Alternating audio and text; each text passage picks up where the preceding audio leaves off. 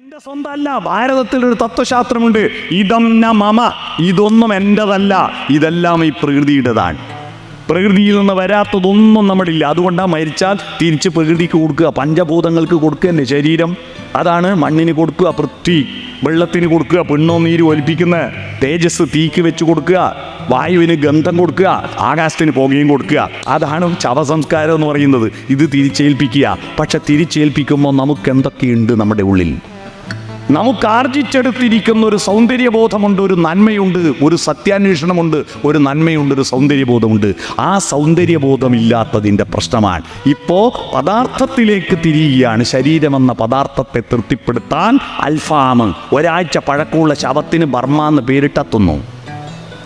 ഒരാഴ്ച പഴക്കമുള്ള ശവത്തിന്, Burma ക്ഷത്രിയനല്ലേ, Burma എന്ന് പേരിട്ടെത്തുന്നു. ഷവർമ്മ ഇല്ലേ? ഒരു ഷവർമ്മയും ബേക്കറീൻ്റെ ഉള്ളിൽ നിന്ന് ഉണ്ടാക്കൂല, റോഡ് സൈഡിൽ നിന്ന് ഉണ്ടാക്കൂ. അതിൻ്റെ രഹസ്യം ഞാൻ കണ്ടുപിടിച്ച്. നമ്മൾ ഈ ടൗണിൽ പൂച്ച ചാവുന്നു, നായ ചാവുന്നു, പല ജീവികളും ചത്തുമടിയുന്നു. അതെല്ലാം അവിടെ നിന്ന് ആരും വലിച്ചു കുഴിച്ചിടുന്നില്ല. അവിടെ നിന്ന് തന്നെ അരഞ്ഞ് പൊടിയാകുന്നു, കാക്കിച്ചു തുപ്പുന്നു, മൂക്ക് ചീറ്റിയിടുന്നു. അതൊന്നും ആരും കോരിയെടുക്കുന്നില്ല. അതെല്ലാം ഉണങ്ങി പൊടിയാകുന്നു. അങ്ങനെ പൊടിയായിട്ട് മഴ ബഡ്സ് പോകുമ്പോൾ ഇതിങ്ങ് പാറും. അപ്പോൾ ഈ എണ്ണയും പുരട്ടി തിരിയുന്ന ഈ ഷവർമ്മയിൽ ബേക്കറീൻ്റെ അകത്ത് വെച്ചാൽ ഈ പൊടി പോയി പറ്റൂല, പുറത്ത് വെച്ചാലേ പൊടി പറ്റൂ. അതാ ഇത്രയും ടേസ്റ്റ് ഷവർമ്മക്ക് കേട്ടോ. ഇനി തിന്നുമ്പോൾ ഇത് ആലോചിച്ചാൽ മതി, എന്തെല്ലാം പൊടിയായാലും പോയി പറ്റുന്നതെന്ന് ആലോചിച്ചാൽ മതി. എന്നാൽ നല്ല ടേസ്റ്റ് ഉണ്ടാവും. ഓക്കെ, ഈ തിന്നുന്ന സാധനത്തെ പറ്റി മാത്രം ചിന്തിക്കുക. ഇതിൻ്റെ ഉള്ളിൽ വേറൊരു സാധനമുണ്ട്, ഹൃദയമുണ്ട്, മനസ്സുണ്ട്. ആ മനസ്സിന് ആർദ്രത എന്ന് പറയുന്ന വാക്കില്ലാത്തതാണ് പ്രകൃതിയെയും അച്ഛനെയും അമ്മയെയും നന്മയെയും വെറുക്കാൻ കാരണം. ആർദ്രത ഹൃദയപൂർവ്വം കുടുംബങ്ങളിൽ നിന്ന് ഹൃദയപൂർവ്വം ഉണ്ടാക്കിയെടുക്കാൻ എന്താ വേണ്ടത്? നിങ്ങൾ നിങ്ങളുടെ കുടുംബത്തിൽ നിന്ന് ഈ മഴയെയും പുഴയെയും കുറ്റപ്പെടുത്തി സംസാരിക്കാറുണ്ടോ? ഇതൊന്നും നന്നാവില്ല എന്നുള്ള നെഗറ്റീവല്ലേ, ഗുണം പിടിക്കില്ല എന്നുള്ള നെഗറ്റീവല്ലേ? നിങ്ങളുടെ കുടുംബത്തിൽ നിന്ന് മഴ പെയ്യുമ്പോൾ എന്തൊരു മഴ, വെയിലറിക്കുമ്പോൾ എന്തൊരു വെയിൽ, പിന്നെ എന്തെന്നാ വേണ്ടത് നിങ്ങൾക്ക്? മഴയും പറ്റൂല, വെയിലും പറ്റൂല. മഴയും വെയിലും ഉള്ളത് കൊണ്ടാണ് നമ്മൾ ജീവിച്ചിരിക്കുന്നല്ലേ. രണ്ടിനീ ശപിക്കുക. പണ്ടത്തെ ആൾ പറയുന്നത് കേട്ടിട്ടുണ്ടോ? നല്ല മഴ അല്ലേ, നല്ല വെയിൽ അല്ലേ. ആ മഴയെ നോക്കിയിട്ട് ചളുപുളുത്ത മഴ നല്ല പ്രണയമണി തൂവൽ പൊഴിയും പവിഴമഴ. പ്രളയം വരുമ്പോൾ അങ്ങനെ പറയാൻ പറ്റുമോ? ഇല്ല. എന്നാലും പ്രളയമെന്ന് പറയുന്നത് പ്രകൃതി ബോധപൂർവ്വം സൃഷ്ടിച്ചതല്ല. നമ്മളുണ്ടാക്കിയ പ്രജ്ഞാപരാധത്തിൻ്റെ പേരിൽ അന്തരീക്ഷത്തിൻ്റെ ആഗോളതാപന തോത് വർദ്ധിച്ചപ്പോൾ, ന്യൂനമർദ്ദങ്ങൾ പെരുകിയപ്പോൾ കൊടുങ്കാറ്റുകൾ വളരുന്നു. മൺസൂൺ കാലവർഷത്തിൻ്റെ താളം തെറ്റുന്നു.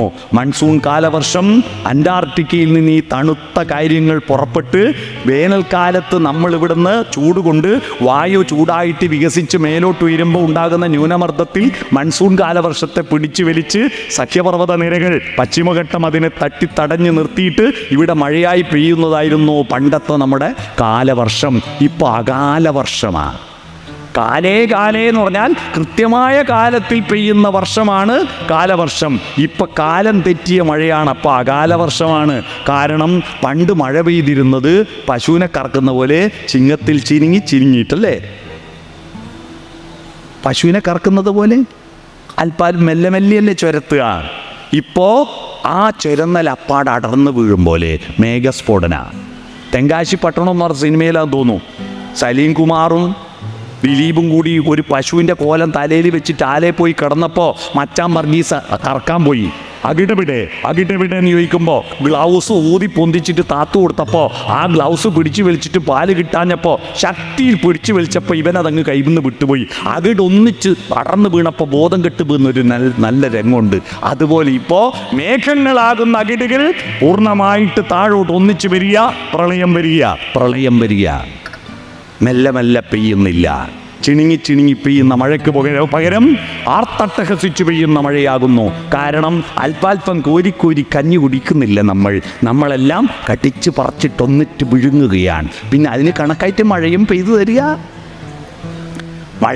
തരിക. നമുക്ക് മെല്ലെ മെല്ലെ പാടുന്ന പാട്ടുകളുണ്ടോ വീട്ടിൽ? എൻ്റെ നാട്ടിലൊരു കണ്ണു കാണാത്തൊരു ഡോക്ടറുണ്ട്. അദ്ദേഹത്തിൻ്റെ ഭാര്യയാണ് എല്ലാ മരുന്നും എഴുതി കൊടുക്കുക, പറഞ്ഞു കൊടുക്കുക. ഇയാൾ പറഞ്ഞു കൊടുക്കുകയുള്ളൂ. നല്ല പാട്ടുകാരനാണ്, ഭാര്യയും പാട്ട് പാടും. അദ്ദേഹം എൻ്റെ നാട്ടിലൊരു ഗാനമേളക്ക് പാട്ടുപാടുക. കൺമണി നീയൻ കരം പിടിച്ചാൽ കണ്ണുകളെന്തിനു വേറെ, എനിക്ക് കണ്ണുകളെന്തിനു വേറെ. അപ്പോൾ ഭാര്യ, കാണാനുള്ളത് കരളിൽ പകരാൻ ഞാനുണ്ടല്ലോ ചാരേ, കണ്ണായി ഞാനുണ്ടല്ലോ ചാരേ എന്ന് പാടുമ്പോൾ അടിപൊളി പാട്ടല്ലാത്തതിൻ്റെ പേരിൽ ചെറുപ്പക്കാർ കൂവല. കൂവിയപ്പോൾ ഇയാൾ പാട്ട് നിർത്തി കരഞ്ഞുകൊണ്ട് പോകുമ്പോൾ എൻ്റെ ഹൃദയം ഇടിഞ്ഞുപോയി. അതിനുശേഷം പാട്ട് വന്നു. മാംഗല്യം തന്തുനാനേന, പിന്നെ ജീവിതം തുന്തനാനേന. ഭയങ്കര തുള്ളലായി. 1000 ഉറുപ്പ്യ ഇപ്പം തരാം. മാംഗല്യം തന്തുനാനേന, ജീവിതം തുന്തനാനേൻ്റെ. ഇതിൻ്റെ അർത്ഥം പറഞ്ഞാൽ 1000 ഉറുപ്പ്യ ഇപ്പം തരും. ആർക്കൊന്നും അറിയാവോ? എല്ലാവരും തുള്ളുന്ന പാട്ടല്ലേ. ഞാൻ നിങ്ങളോടല്ല കോളേജുകളിൽ പോയിട്ട് വെല്ലുവിളിച്ച് ചോദിച്ചു, ഒരാളും പറഞ്ഞില്ല എന്താ ഇതിൻ്റെ അർത്ഥം. കാരണം സരസ്വതീൻ്റെ ഒരു മുല അറുത്തു മാറ്റി നമ്മുടെ വീട്ടുകളിൽ അല്ലേ, നിങ്ങളടക്കം പ്രതിയാ. സരസ്വതിക്ക് 2 മുലയുണ്ട്, ഒന്ന് സംഗീതം, ഒന്ന് സാഹിത്യം. അതിൽ സംഗീതം മതി, സാഹിത്യം വേണ്ട.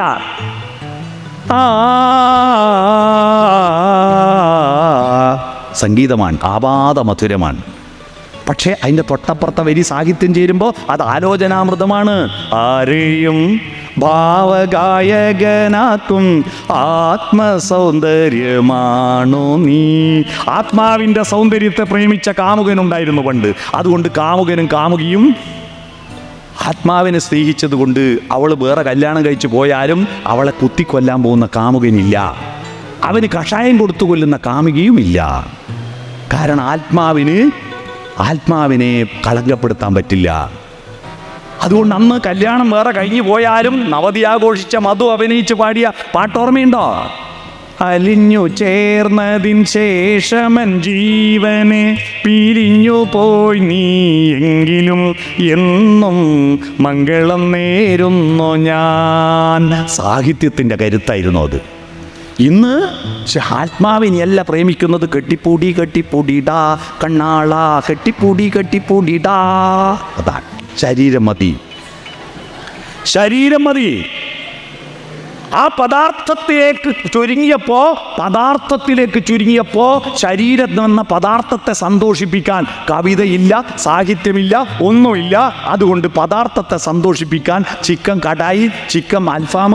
നമ്മളെല്ലാം മരിക്കുന്നവരെ നായർ, നമ്പ്യാർ, ഈഴവൻ, ക്രിസ്ത്യാനി, മുസ്ലിം നല്ല 100 ജാതിയുണ്ട്, 100 പേരും, ആയിരക്കണക്കിന് പേരും നമുക്കുണ്ട്. പക്ഷെ മരിച്ചു കഴിഞ്ഞാൽ നമുക്കല്ല ഒറ്റ പേരേ ഉള്ളൂ. എന്താ? ഡെഡ് ബോഡി, ശവം ഇതേ ഉള്ളൂ അല്ലേ. മയ്യത്ത് ഒറ്റൊരു പേരേ ഉള്ളൂ, വേറെ പേരില്ല. എന്നാൽ കോയിൻ്റെ ഒരു ഭാഗ്യം, മരിക്കുന്നവരെ കോയിക്ക് ഒരു പേരേ ഉള്ളൂ. മരിച്ചു കഴിഞ്ഞാൽ കോയി എന്തെല്ലാം കോലത്തിലാ ചിക്കൻ പറന്നടിച്ച്, ചിക്കൻ നാൻസ് അല്ലേ, കബാബ് അല്ലേ. കോയിൻ്റെ ഒരു ഭാഗ്യം നോക്കുക. ഇത് മുഴുവൻ ഈ ശരീരത്തിൽ കൊത്തി നിറച്ചിട്ട് ആനന്ദം കിട്ടാതിരിക്കുമ്പോഴാണ് പദാർത്ഥത്തെ സംതൃപ്തിയാക്കാൻ 3 പദാർത്ഥങ്ങളിലേക്ക് പോവുക. പദാർത്ഥത്തിന് 3 അവസ്ഥയുണ്ട്: കരം, ദ്രാവകം, വാതകം. കരം മയക്കുമരുന്ന്, ദ്രാവകം മദ്യം, വാതകം പുക. ലഹരിക്കടിമയാകാൻ കാരണം ശരീരത്തെ വളർത്തുന്ന കുടുംബങ്ങളാ. അതുകൊണ്ട് പ്രിയപ്പെട്ട അമ്മമാരെ, അച്ഛന്മാരെ, രക്ഷിതാക്കളെ, ഉമ്മമാരെ, ഉപ്പമാരെ, നമ്മുടെ വീട്ടിൽ നിന്ന് കുട്ടികൾക്ക് പ്രകൃതിയുടെ ഓരോ വിലോല ഭാവങ്ങളുടെയും മനുഷ്യത്വത്തിൻ്റെ ഓരോ പ്രതീക ശബ്ദങ്ങൾക്കും അതിൻ്റെ ഹൃദയപൂർവമായ അർത്ഥങ്ങൾ പറഞ്ഞു കൊടുക്കണം. അമ്മ എന്ന വാക്കിന് എന്താണ് അർത്ഥം എന്ന് ചോദിച്ചാൽ ഡിക്ഷണറി നോക്കിയിട്ട് അമ്മ ഗർഭം ധരിച്ചവൾ, പ്രസവിച്ചവൾ, മുലയൂട്ടിയവൾ, അതേ അർത്ഥമുള്ളൂ. അത് ഉപരിപ്ലവമായ അർത്ഥമാണ്. പക്ഷേ ഓരോ വാക്കിന് ഒരു ആഴമുണ്ട്. അമ്മ എന്ന പദത്തിൻ്റെ ആഴമറിയണമെങ്കിൽ ഹൃദയം വേണം. ലോകത്തിൽ ഏറ്റവും സുന്ദരമായ പാട്ടുകൾ പാടുന്നവരാരാണ്? അവരാണ് അമ്മമാർ. ഏറ്റവും സുന്ദരമായ പാട്ടുകൾ താരാട്ടുപാട്ടുകളാണ്. താരാട്ടുപാട്ടുകൾ യാരാലാവ എന്ന അക്ഷരം ഉപയോഗിച്ച് പാടുന്ന പാട്ടുകൾ തമിഴന്മാർ നമ്മൾ രാരീരം രാരോ ലാ ലാ ലാ ലാ ലാ ലാ ലാ ലാ ലാ ലാ വാവേ വാവം വാവോ യാരാലാവ. മനസ്സിലായോ? യാരാലാവ മനസ്സിലായോ? അങ്ങനെ ഉറങ്ങിക്കഴിഞ്ഞ കുട്ടീനെ കൊണ്ടുപോയി കിടത്തുന്ന അമ്മയുടെ ചലനം കണ്ടിട്ടുണ്ടോ നിങ്ങൾ? പുലിമുരുക സിനിമയിൽ ഉണ്ടാവില്ല ഇത്ര നല്ല സ്ലോ മോഷൻ. മുട്ടും കുത്തിയാടി ഇരുന്നിട്ടൊരു തുണിയെടുത്ത്, ഒരു പായെടുത്താടി ഇട്ടൊരു തുണിയെടുത്താടി ഇട്ട് കുട്ടീനെ അവിടെ കിടത്തി ചന്തീൻ്റെ അടിയിൽ നിന്ന് കൈവലിക്കുമ്പോൾ കുട്ടി അറിയില്ല. എന്നിട്ടൊരു പുതപ്പെടുത്ത് പുതപ്പിച്ച് തൊടേമൽ 2 മുട്ടും മുട്ടി ഉറങ്ങി ഉറപ്പ് വരുത്തിയ മുട്ടും കുത്തി എണീറ്റ് മുടിയും കെട്ടി പടീൻ്റെ അടുത്ത് എത്തുമ്പോൾ എൻ്റെ കുഞ്ഞുമോൾ ഉറക്ക് തെളിയുന്നുണ്ടാവോളി എന്നുള്ള പത്തിൽ ഒരു ചിരിയും ചിരിച്ചിട്ടൊരു തിരിഞ്ഞ നോട്ടമുണ്ട്. അതിൻ്റെ ഒരു രസം തിന്നാൻ ആ രസം കാണാൻ പറ്റുന്നില്ല. ഈ കുട്ടീൻ്റെ അച്ഛനെ ഭർത്താവ് എന്ന് വിളിക്കറ് കേട്ടാ. അതിൻ്റെ ഒരു ചാരുത എന്തെന്നാണ്? ഉറങ്ങുന്ന കുട്ടിയുടെ അമ്മയ്ക്ക് കുയിലിൻ്റെ പാട്ടും കേട്ടാൽ ദേഷ്യം വരും. നമുക്കിഷ്ടാ കുയിലിൻ്റെ പാട്ട്. കുയിലെ നിൻ്റെ പാട്ടിൻ്റെ വോളിയം കുറക്ക്. നിലാവെളിച്ചത്തെ കണ്ടാൽ നമുക്കിഷ്ടാ. പക്ഷെ നിലാവിൻ്റെ ശിശിരരശ്മികൾ ജനലഴികൾക്കിടയിലൂടെ കടന്നു വന്ന് ഉറങ്ങുന്ന കുഞ്ഞിൻ്റെ കൺപോളകൾ സ്പർശിച്ചിട്ട് അവൻ്റെ സ്വപ്നങ്ങളുടെ നിറം കെട്ടു പോകാതിരിക്കാൻ നിലാവേ നിൻ്റെ വോൾട്ടേജ് കുറക്കെന്ന് പാടും. ഒന്നിനി ശ്രുതി താഴ്ത്തി പാടുക പൂങ്കുയിലേ എന്നോമലുറക്കമായി ഉണർത്തരുതേ, എന്നോമലുറക്കമായി ഉണർത്തരുതേ. ഒന്നിനി തിരി താഴ്ത്തു ശാരദ നിലാവേ കണ്ണിലേക്കിനാവുകൾ കെടുത്തരുതേ, കണ്ണിലേക്കിനാവുകൾ കെടുത്തരുതേ എന്ന് പാടുന്നവൾ അമ്മ. അമ്മ എന്ന പദത്തിൻ്റെ ആഴപ്പിടി കിട്ടിയോ? നിങ്ങളെ വീട്ടിൽ നിന്ന് ഇങ്ങനെ പറഞ്ഞു കൊടുക്കലുണ്ടോ? ഹൃദയമുണ്ടാക്കണം, ഹൃദയമുണ്ടാക്കണം. കുട്ടികൾക്ക് പാട്ടുപാടണം. ബിരിയാണി പുഴുങ്ങും, ബിരിയാണി പാർസൽ വാങ്ങും, ബിരിയാണി ഹോട്ടലിൽ പോയി തിന്നും. എന്നാൽ കേരളത്തിൽ കഴിഞ്ഞ 5 കൊല്ലമായിട്ട് ഏറ്റവും കൂടുതൽ ആളുകൾ ആസ്വദിച്ച ബിരിയാണി വായിച്ചവരാരും കൊണ്ട് ഇവിടെ സന്തോഷിച്ചിക്കാനം എഴുതിയ ബിരിയാണി എന്ന് പറഞ്ഞ കഥ വായിച്ചവരെത്രയുണ്ട്? ഇന്ന് കൈബുക്ക് ഒരാള്. നിങ്ങൾ കൈപൊക്കിയതോ അല്ലെ കൂട്ടുവായിട്ടോ? ഒരാള്, 2 ആള്. അതാ പ്രശ്നം. നിങ്ങളുടെ കുട്ടികൾ മാലിന്യം തെരുവിൽ വലിച്ചെറിയുന്നതിൻ്റെ കാരണം മനസ്സിലായോ? നിങ്ങൾ മാലിന്യം ഉപയോഗിക്കുന്ന 100 പോസ്റ്റർ ഒട്ടിക്കുന്നതിൽ നല്ലത് 10 കവിത ചൊല്ലിക്കൊടുക്കുക, 10 കഥ വായിച്ചു കൊടുക്കുക. അവൻ്റെ ഹൃദയത്തിൽ ഇതൊന്നും ഉൾക്കൊള്ളണ്ടേ? ഈ പ്രകൃതിയെ സ്വീകരിക്കാൻ ഹൃദയം വിശാലമാവണ്ടേ? അതുകൊണ്ട് ഇന്നത്തെ തീരുമാനം എടുക്കുക. ഈ ശ്രദ്ധ എന്ന് പറയുന്ന ഈ സന്നദ്ധ സംഘടന ബിരിയാണി എന്ന് പറയുന്ന കഥേൻ്റെ PDF എടുത്തിട്ട് ഇവിടെ വന്നിരിക്കുന്ന മുഴുവൻ ആളുകൾക്കും ഷെയർ ചെയ്യുക. എന്നിട്ട് കുടുംബത്തോടെ ഇരുന്നിട്ട് ഇത് വായിക്കുമ്പോഴാണ് ജീവിതത്തിൻ്റെ മൂല്യം എന്തെന്ന് അവരറിയും. എന്താണ് ഒരു വറ്റ് വലിച്ചെറിയുമ്പോൾ അതിൻ്റെ സങ്കടം എന്തെന്ന് അവരറിയും. നെയ്പ്പായസം അമ്പലത്തിൽ പോയിട്ട് നെയ്പ്പായസം കഴിപ്പിക്കും. ഓണത്തിന് നെയ്പ്പായസം വെച്ചു അല്ലേ? മാധവൻകുട്ടീൻ്റെ നെയ്പ്പായസം വായിച്ച് എത്ര ആളുണ്ടെന്ന് കഴിപ്പിക്കും? 1, 2, 3, 4, 5 ആള്. ഞാൻ ഉറപ്പിച്ച് പറയാം, നിങ്ങളെ വൃദ്ധമന്ദിരത്തിൽ തള്ളാതിരിക്കാൻ ഒറ്റ സൂത്രം മതി. നെയ്പ്പായസം എല്ലാ മക്കളെയും വായിച്ച് പഠിപ്പിച്ചാൽ മതി. എല്ലാ മക്കൾക്കും നെയ്പ്പായസം വായിച്ചു കൊടുത്താൽ അമ്മ എന്താ മാതൃത്വത്തിൻ്റെ മൂല്യം ആ ചെക്കനും പെണ്ണും തിരിച്ചറിയും. അത് കഴിയുമ്പോൾ അവൻ്റെ കണ്ണിന്ന് ഒരു തുള്ളി വെള്ളം വന്നിട്ടുണ്ടെങ്കിൽ നിങ്ങൾ ഭാഗ്യവാന്മാരാ. ഞാൻ ഉറപ്പിച്ച് പറയുന്ന സ്റ്റാമ്പ് പേപ്പറിൽ എഴുതി ഒപ്പിട്ടുതരാം. നിങ്ങളെ കൊണ്ടുപോയിട്ട് വൃദ്ധമന്ദിരത്തിൽ തള്ളൂല. റംസാൻ്റെ പിറവി കാണാൻ വേണ്ടിയിട്ട് കുട്ടീനെ മടിയിൽ വെച്ചിട്ട് ഉമ്മ ഇങ്ങനെ ഇരിക്കുമ്പോൾ ആകാശത്ത് ചന്ദ്രക്കല പൊങ്ങി വരുന്നു, വാഴയിൽ ഇങ്ങനെ കാറ്റത്തിങ്ങനെ ആടുന്നു. അങ്ങനെ ആടുമ്പോൾ കുട്ടി ചോദിക്കുക, ആന്താ ഉമ്മ ഇങ്ങനെ ആടുന്നേ? അപ്പോൾ ആടുന്ന ആടിക്കോട്ടെ ഇരിക്കുന്ന എന്നല്ല, വളൻ പൂളി പോലെ അമ്പേലി പൊങ്ങുന്നു കുലവാഴ കൈകളിൽ ഊഞ്ഞാലിലാടുന്ന കുഞ്ഞീളം പൂങ്കാറ്റ് തക്ബീർ ചൊല്ലുന്നു. ലാ ഇലാഹ ഇല്ലല്ലാ, ലാ ഇലാഹ ഇല്ലല്ലാ. വാഴയിലൂടെ ആട്ടം കണ്ടിട്ട് തക്ബീറിൻ്റെ താളമാണെന്ന് മക്കൾക്ക് പാടിക്കൊടുക്കുന്ന ഒരു ഉമ്മയാണെങ്കിൽ ആ വാഴയിലയിൽ പോലും അള്ളാൻ്റെ കാരുണ്യവും ചലനവും താളമുണ്ടെന്ന് തിരിച്ചറിയും. അപ്പോൾ പ്രകൃതിയിലും ദൈവമുണ്ടെന്ന് മനസ്സിലാക്കും. ആ പ്രകൃതിയെ അപമാനിക്കുന്നത് പള്ളിയിൽ കയറിയിട്ട് മൂത്രമൊഴിക്കുന്നതിന് തുല്യമാണെന്ന് അവന് ബോധ്യപ്പെടും. മനസ്സിലായോ? പള്ളിയിൽ മൂത്രമൊഴിക്കേണ്ട സ്ഥലത്തല്ല, എവിടെയും കൊണ്ടുപോയി മൂത്രമൊഴിച്ചാൽ എങ്ങനെ ഉണ്ടാവും? പുഴയെ സ്നേഹിക്കാൻ കണ്ണനെ പഠിപ്പിച്ചത് ആരാ? അമ്മയാണ്. അറിയോ? കണ്ണനെ പഠിപ്പിച്ചതാരാ? യമുനാ നദിയുടെ തീരത്ത് നിന്നിട്ട് ഓടക്കുഴലെടുത്തിട്ട് രാഗങ്ങൾ ഓരോന്നേ ഗോകുല നായകൻ മേളം കലർന്നങ്ങോ പാടും നേരം. പെട്ടെന്ന് പാട്ടങ്ങ് നിർത്തി. എന്തടാ കണ്ണ നിർത്തിയെന്ന് യശോദ ചോദിച്ചപ്പോൾ കണ്ണൻ യശോദയോട് ചോദിച്ചു, അമ്മേ, യമുനയുടെ ഓളങ്ങൾ കരയിലേക്ക് ഇങ്ങനെ വരുന്നുണ്ട്, പക്ഷേ ഒന്നും തിരിച്ചു പോകുന്ന കാണുന്നില്ല. അതെന്താ തിരിച്ചു പോവാത്ത? നിങ്ങളോടാ ചോദിച്ചാൽ എന്താ പറയാ? ഞാൻ തിരിച്ചു പോവാത്ത, എനിക്ക് പറ പഠിക്കാനൊന്നുമില്ലേ എന്നാലോചിക്കുക. എന്നാൽ ആ യശോദ പറഞ്ഞു കൊടുത്തത്, നിന്റെ ഓടക്കുഴൽ വിളി കേട്ടിട്ട് തിരിച്ചു പോകാൻ കഴിയുന്നില്ല കണ്ണാ. കണ്ണൻ്റെ വേണുവിൽ നിന്നുയരും നൊരീണത്തിൽ പുളകിതയാമൊരു യമുന തന്നോളങ്ങൾ മുന്നോട്ടു പോകാൻ മനസ്സു വരാഞ്ഞ് താളത്തിലങ്ങിനെ തങ്ങി നിൽപ്പൂ, താളത്തിലങ്ങിനെ തങ്ങി നിൽപ്പൂ എന്ന് പാടിക്കൊടുത്ത യശോദയാണ് യമുനയെയും കാളിന്തിയെയും ഇഷ്ടപ്പെടുന്ന കണ്ണനെ സൃഷ്ടിച്ചത്. അത് പാടിക്കൊടുക്കാറുണ്ടോ നിങ്ങൾ? പ്രകൃതിയെ ഇഷ്ടപ്പെടുന്ന പാട്ടുകൾ പാടാറുണ്ടോ? മാലിന്യം എന്ന് പറയുന്നത് ഒന്നും ഈ ഭൂമിയിലില്ല. അത് വെക്കേണ്ട സ്ഥലത്ത് ഇപ്പൊ നിങ്ങൾ മടിയിൽ കൈവച്ചിട്ടില്ലേ? രാവിലെ കഴിച്ച ചായയും കടിയും ഇപ്പോൾ മലമായിട്ടുണ്ടാവില്ലേ? നിങ്ങളുടെ 1 ഇഞ്ച് അപ്പുറത്ത് മലമില്ലേ? നിങ്ങൾ മടീൻ്റെ തൊട്ടപ്പുറത്ത് മലമില്ലേ? പക്ഷെ നമുക്കതിൻ്റെ കോട്ടം ഇല്ലാത്തതെന്താ? അത് വെക്കേണ്ട സ്ഥലത്ത് വെക്കേണ്ടതുപോലെ വെച്ചിട്ടുണ്ട്. എന്നാൽ അത് പുറത്ത് വീടാലോ അയ്യയ്യേ, നമ്മളതായാലും അയ്യയ്യേ. നമ്മളെ ബായിലിപ്പോൾ ഉമിനീരില്ലേ? ഉണ്ടല്ലോ. ആ ഉമിനീര് ബായിൻ്റെ പുറത്ത് വീടാലോ തുപ്പലായി, അകത്താവുമ്പോൾ ഉമിനീരായി, സ്ഥലം മാറുമ്പോൾ വൃത്തികേടായി. പിടികിട്ടിയോ?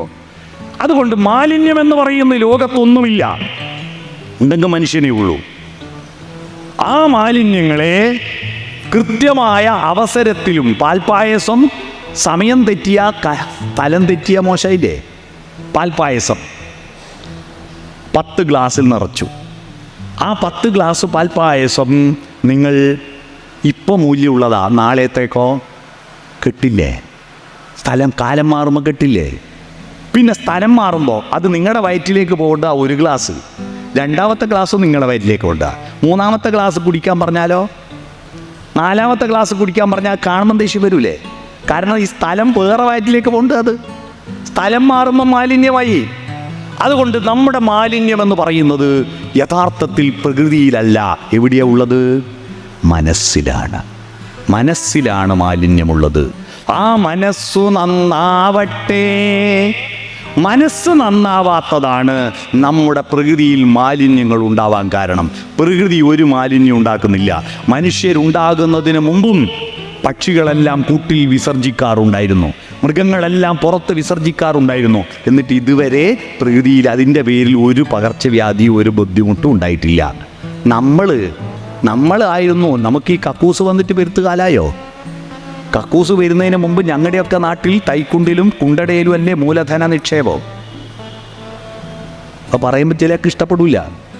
50-60 വയസ്സ് കഴിഞ്ഞവരോട് ചോദിക്കുക, എവിടെയാ മൂലധന നിക്ഷേപം നടത്തിയ? ഇടവഴിയിലും നടവരമ്പിലും അല്ലേ, തോട്ടിലും ഒക്കെ അല്ലേ? ആ നിക്ഷേപം നടത്താൻ പോയ ആണുങ്ങൾ തിരിച്ചു വരുന്ന ഒരു കാഴ്ച കണ്ടിട്ടുണ്ടോ? കിണ്ടിയും വെള്ളവും വീട്ടിലുണ്ടാവും. അത് കിട്ടുന്നവരെ ഇയാൾക്ക് ട്രൗസർ കയറ്റാനോ ആവില്ല, ലുങ്കി താക്കാനോ ആവില്ല. അങ്ങനെ ഒരു അവസ്ഥ മാരുതി റിറ്റ്സ് വണ്ടീൻ്റെ പിൻഭാഗം കാണുമ്പോൾ ഉണ്ടാവും. ഇന്നില്ല, എല്ലാ വീട്ടിലും കക്കൂസായി അല്ലേ? പക്ഷേ ആ കക്കൂസായപ്പോൾ ഇതായി, വായു സമ്പർക്കത്തിൽ നിന്ന് ജലസമ്പർക്കത്തിലേക്ക് വിട്ടു.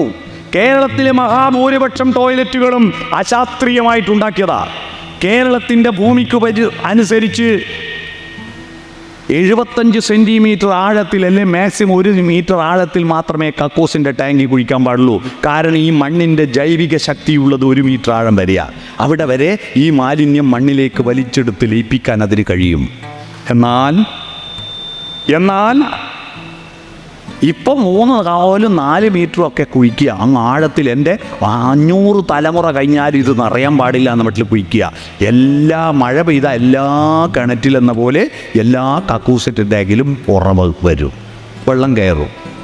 ഈ ഭൂമി ഓട്ടഭൂമി ആയതുകൊണ്ട് കക്കൂസിലെ വെള്ളവും കിണറ്റിലെ വെള്ളവും തമ്മിൽ നല്ല സംബന്ധക്കാരാണ്, അങ്ങോട്ടും ഇങ്ങോട്ടും പോവുകയും വരികയും ചെയ്യും. അങ്ങനെ എല്ലാ കിണറ്റിലും ഈ കോളി ബാക്ടീരിയ. പണ്ട് കിണറ്റിൽ നിന്ന് വെള്ളം കോരിയിട്ട് നെല്ലിക്കയും ചവച്ചിട്ട് കയ്യിലൊഴിച്ച് കുടിക്കാനുള്ള ധൈര്യപ്പുണ്ടാ?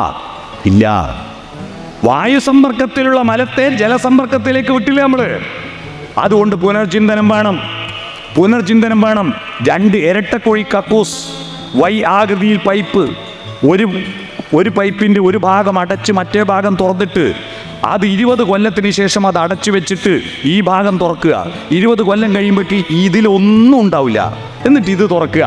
ഇതാണ് കേരളത്തിന് പറ്റിയ ഏറ്റവും ശാസ്ത്രീയമായ ടോയ്ലറ്റ് സംവിധാനമെന്ന് ഗവേഷണം നടത്തി കണ്ടുപിടിച്ചിട്ടും നമ്മളത് സ്വീകരിച്ചില്ല. നമുക്ക് മേസ്രിമാർ പറഞ്ഞ അഭിമാനത്തിൻ്റെ ചിഹ്നമായിട്ട് കക്കൂസിൻ്റെ ടാങ്ക് മാറി, അല്ലേ? ഇതാ പ്രശ്നം. ശാസ്ത്രീയമായിട്ട് പഠിച്ച് കൈകാര്യം ചെയ്യണം. അതുവഴിയാണ് പ്ലാസ്റ്റിക് എന്ന് പറയുന്നത് ഭീകര വസ്തുവാണ്. പ്ലാസ്റ്റിക് മുഴുവൻ ഈ പുഴയിലൂടെ ഒലിച്ച് കടലിൽ പോയാൽ കടലിൽ മുഴുവൻ മുങ്ങൂലല്ലോ, പകുതി വെയിൽ കൊള്ളുമല്ലോ. വെയിൽ കൊണ്ട് ഇത് പൊടിഞ്ഞ് കടൽ വെള്ളത്തിൽ കലരുമല്ലോ. കടൽ വെള്ളത്തിൽ കലർന്നാൽ അത് മത്സ്യങ്ങളുടെ വയറ്റിലെത്തുമല്ലോ. മത്സ്യങ്ങൾ നമ്മൾ എന്നിൽ തിന്നുന്നത്. നമ്മൾ തിന്നുമ്പോൾ എന്താ അവസ്ഥ? അല്ലെങ്കിൽ തന്നെ ഇപ്പോൾ ഓടിയിരിക്കുന്ന 500 ആളിൽ 60 ആൾക്ക് ക്യാൻസർ ഉണ്ട്, ഉറപ്പാണ്. ടെസ്റ്റ് ചെയ്താലേ മനസ്സിലാവും. എന്ന് പറഞ്ഞാൽ കേരളത്തിൽ 100ൽ 15 ആൾക്ക് ക്യാൻസർ ഉണ്ട്. ഇപ്പോൾ ഇവിടെ 500 ആളിരിക്കുന്നുണ്ട്, 60 ആൾക്ക് ക്യാൻസർ ഉണ്ട്. അതിന് പുറമെ ഇതും കൂടി കൂട്ടണം. ക്യാൻസർ എന്ന രോഗം വ്യാപകമാവുന്നതിൻ്റെ കാരണം ഈ പ്ലാസ്റ്റിക്കിൻ്റെ ദുരുപയോഗം വർദ്ധിക്കുന്ന പേപ്പറല്ലേ മണ്ണിലലിയുന്നോ, അതിൽ പ്ലാസ്റ്റിക് ഉണ്ട്. പ്ലാസ്റ്റിക് ഗ്ലാസ് ഉപയോഗിച്ചാൽ ആ പ്ലാസ്റ്റിക് നമുക്ക് റീസൈക്കിൾ ചെയ്യാം. പേപ്പർ ഗ്ലാസ് റീസൈക്കിൾ ചെയ്യോ? അതിൽ നേരിയ പ്ലാസ്റ്റിക് ഉണ്ട്. ആ പ്ലാസ്റ്റിക് 60 ഡിഗ്രി ചൂടിൽ അലിയും. അത് നമ്മുടെ വയറ്റിൽ പോവും. മനസ്സിലായോ? പേപ്പർ ഗ്ലാസ് ഉപയോഗിക്കാൻ പാടില്ലാത്തതാ. പേപ്പർ മാത്രമല്ല, അത് പേപ്പർ വാഴയില, അതും മാരകമായ വിഷം ഉണ്ടാക്കുന്ന സാധനം. ആ പച്ച നിറത്തിലുള്ള സാധനമില്ലേ, ആ പച്ച മഷി, അത് നമ്മൾ ഭക്ഷണം കഴിക്കുമ്പോൾ നഖത്തോണ്ട് പോറൂലേ, അകത്തോണ്ട് പോറിയാൽ ഇതിൻ്റെ അകത്തുള്ള പച്ച നിറം ഇതിൽ കലരും. അപ്പം അത്തരത്തിൽ മാരകമായ വിഷമാണ്. നമ്മൾ എളുപ്പത്തിന് വേണ്ടി ചെയ്യുന്നതെല്ലാം അബദ്ധത്തിലേക്കാണ് പോകുന്നത്.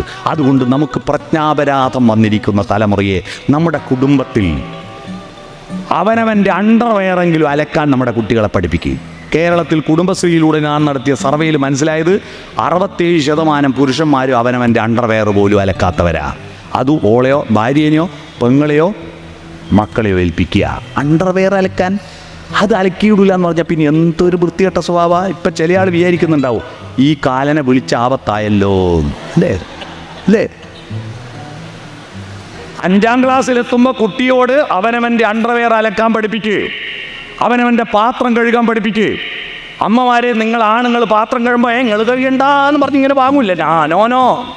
ഈ കുട്ടികൾ വലുതായാൽ അവൻ ഒറ്റക്ക് കഴുകേണ്ട സ്ഥലത്തെത്തിയാൽ, ഒറ്റ കലക്കേണ്ട സ്ഥലത്തെത്തിയാൽ നിങ്ങൾ അവിടെ പോയിട്ട് അലക്കി കൊടുക്കുമോ? ഇല്ല. അവൻ അതിജീവനം പഠിപ്പിക്കുക. വീട്ടിൽ വൃത്തിയാക്കാൻ ഓരോ ആഴ്ച ഓരോ ആൾക്ക് ഡ്യൂട്ടി കൊടുക്ക്.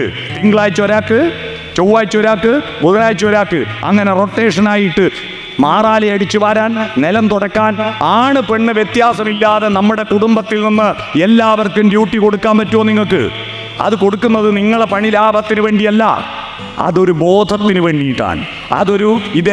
എൻ്റെ മാലിന്യം എൻ്റെ ചുമതലയാണ്, അല്ലാതെ ആരാൻ്റെ ചുമതലയല്ല. ഇതെൻ്റെ മാലിന്യം അമ്മ സംസ്കരിക്കും, അച്ഛൻ സംസ്കരിക്കുമെന്ന തോന്നലുണ്ടായാൽ പിന്നെ അവൻ നാട്ടുകാർ സംസ്കരിക്കും. അതുകൊണ്ട് അവൻ വലിച്ചെറിയും. എൻ്റെ മാലിന്യം ഞാൻ സംസ്കരിക്കേണ്ടതാണ്, അതെൻ്റെ പ്രകൃതിയോടും സമൂഹത്തോടുള്ള കടമയാണെന്ന് ഓരോ കുട്ടിയെയും ബോധ്യപ്പെടുത്താൻ എവിടുന്നാ കഴിയുക? കുടുംബത്തിന് കഴിയും. അതുകൊണ്ട് നിങ്ങളുടെ വീട്ടിൽ ഹരിതകർമ്മ സേനാംഗങ്ങൾ, പിന്നെ നമ്മുടെ മറ്റ് തൊഴിലുറപ്പുകാർ, മറ്റ് കുടുംബശ്രീ അംഗങ്ങൾ, എല്ലാവരും ചിന്തിക്കേണ്ടത് എൻ്റെ മോൻ ഒരു പ്ലാസ്റ്റിക് കുപ്പിയോ സഞ്ചിയോ വലിച്ചെറിയില്ലെന്ന് ഉറപ്പുവരുത്താൻ എനിക്ക് കഴിയണം. അത്തരത്തിൽ നമ്മുടെ കുടുംബ ബന്ധങ്ങളിൽ പ്രകൃതി ഒരു ഘടകമാവുക, സൗന്ദര്യബോധം ഒരു ഘടകമാവുക, ആർദ്രത ഒരു ഘടകമാവുക, നന്മ ഒരു ഘടകമാവുക, ഹൃദയവും മനസ്സും വികസിക്കുക. ആ ഹൃദയവും മനസ്സും വികസിക്കുമ്പോൾ അവൻ ഇതെല്ലാം തൻ്റെതാണെന്ന് തോന്നും. എല്ലായിടത്തും ദൈവമുണ്ടെന്ന് തോന്നും. ഈശാവാസ്യം ഇതം സർവം, ദൈവമില്ലാത്തൊരിടമില്ല, എല്ലായിടത്തും ദൈവമുണ്ട്.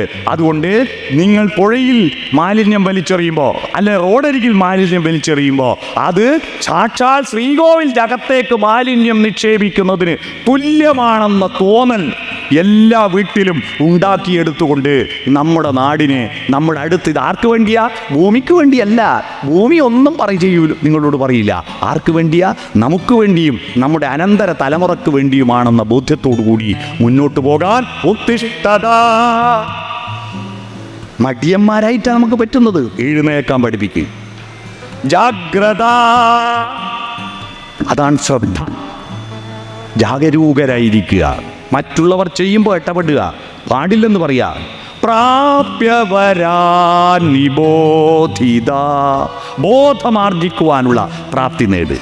ബോധമാർജിക്കുവാനുള്ള, ഈ പ്രകൃതിയും മനുഷ്യനും തമ്മിലുള്ള ബന്ധത്തിൻ്റെ ആ സർഗാത്മകതയുടെ ബോധമാർജിക്കുവാനുള്ള പ്രാപ്തി നേടിക്കൊണ്ട് നിങ്ങൾ അതിശക്തമായി മുന്നോട്ട് പോവുക. അതുകൊണ്ട് നിങ്ങളുടെ കുടുംബങ്ങളിൽ ആരംഭിക്കട്ടെ. കുടുംബങ്ങളിൽ സ്നേഹത്തിൻ്റെയും സത്യത്തിൻ്റെയും സൗന്ദര്യത്തിൻ്റെയും സന്ദേശം പ്രചരിപ്പിച്ച് മാത്രമേ നമുക്ക് ഇത് നേരിടാൻ കഴിയൂ. അത്തരത്തിൽ മുന്നോട്ട് പോകാൻ നിങ്ങളെല്ലാവരും കൂട്ടമായി പരിശ്രമിക്കണം. അല്ലാതെ കൊല്ലത്തിൽ ഒരു ദിവസം ടൗണ് വൃത്തിയാക്കിക്കൊണ്ട് മാത്രമൊന്നും ഇത് ശാശ്വതമായി പരിഹാരം ഉണ്ടാകാൻ പോകുന്നില്ല. അതിന് വീടുകളിൽ പോയിട്ട് ശേഖരിക്കാൻ പോകുന്ന ഹരിതകർമ്മ സേനാംഗങ്ങൾ എന്തൊക്കെ ഉണ്ടാന്ന് ചോദിച്ച് ചാക്കിൽ നിറച്ചാൽ പോരാ. നിങ്ങളുടെ ആശയം അവരുടെ മനസ്സിൽ നിറച്ചു കൊടുക്കുക. പേടിപ്പിക്കണ്ട. പേടിപ്പിച്ചാൽ നെഗറ്റീവ് അല്ല. നമ്മളെ മലയാളികളുടെ ഒരു സ്വഭാവം എല്ലാം ഈഗോ. 50 ഉറുപ്പ്യ കൊടുക്കാതിരിക്കാൻ വേണ്ടിയിട്ട് ഏതോ ഒരു വൃത്തികെട്ട ഓഫീസർ ഇത് കൊടുത്തില്ലേ പ്രശ്നമില്ല എന്നൊരു ഉത്തരവിറക്കിയപ്പോൾ അതിന് ഷെയർ ചെയ്യാൻ ആയിരങ്ങളുണ്ടായിരുന്നു അല്ലേ? 50 ഉറുപ്പ്യക്ക് ഒരു പൊറോട്ടൻ ചായ കുടിച്ചാൽ 50 ഉറുപ്പ്യ വേണോ? അത് കൊടുക്കാൻ പോലും മടിയന്മാരായിരിക്കുന്ന ആളുകളാണ്. അപ്പോൾ അവർ ഭയങ്കര ഈഗോ ക്ലാഷിൽ നിൽക്കുകയാണ്. അതുകൊണ്ട് നിങ്ങൾ അവിടെ പോയിട്ട് സ്നേഹത്തിൻ്റെയും നന്മയുടെയും പ്രകൃതി സ്നേഹത്തിൻ്റെയും പാഠങ്ങൾ ഒരു 5 മിനിറ്റ് അതും പറഞ്ഞിട്ട് വരിക. അങ്ങനെ കുടുംബങ്ങളിൽ നിന്ന് അവരുടെ മനോഭാവം മാറ്റല്ലാതെ നമുക്കിപ്പോൾ മാർഗമില്ല എന്ന് മാത്രം പറഞ്ഞുകൊണ്ട് ഈ മനോഹരമായ സംഗമം സംഘടിപ്പിച്ച ഈ ശ്രദ്ധാ ജീവകാരുണ്യ സേവന സന്നദ്ധ സംഘടനയുടെ പ്രവർത്തകരെ ഒരിക്കൽ കൂടി അഭിനന്ദിക്കുന്നു. ഇത്ര നേരം എൻ്റെ വാക്കുകൾ കേട്ടിരുന്ന നിങ്ങളെല്ലാം ഹൃദയപൂർവ്വം നന്ദി പറഞ്ഞുകൊണ്ട് ഈ പരിപാടി ഉദ്ഘാടനം ചെയ്തതായി അറിയിച്ച് ഞാൻ എൻ്റെ ഭാഷണം ചുരുക്കുന്നു.